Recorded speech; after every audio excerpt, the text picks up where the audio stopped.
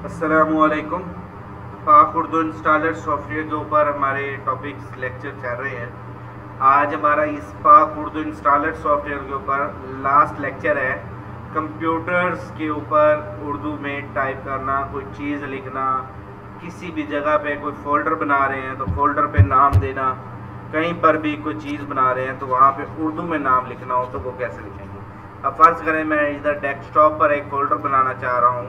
ये मैंने न्यू पे क्लिक किया, फ़ोल्डर पे क्लिक किया तो ये मेरा फ़ोल्डर रेडी है।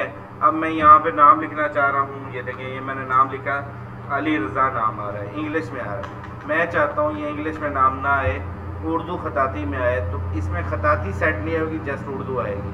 इंग्लिश कीबोर्ड की बजाय आपने इधर से उर्दू क्लिक करना है। अब आप नाम लिखेंगे तो ये देखें उर्दू नाम आ गया।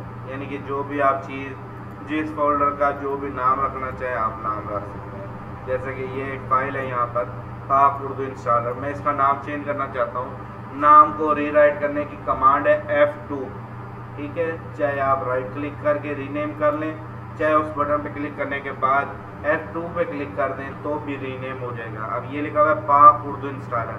अब मैं यहाँ पे चाहता हूँ कि उर्दू में लिखा हुआ आ जाए पाक उर्दू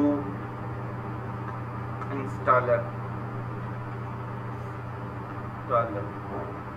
ये देखें पाक उर्दू इंस्टॉलर लिखा तो ये उसकी फ़ाइल को उस नाम से रखना चाह रहा है। तो ये देखें पाक उर्दू इंस्टॉलर, ये अली रज़ा। तो ये था एक बेसिक सा तारुफ कि अगर हमने इसको बेसिकली बाहर यूज़ करना हो तो बाहर अगर यूज़ करना हो तो हम कैसे यूज़ कर सकते हैं, ठीक है।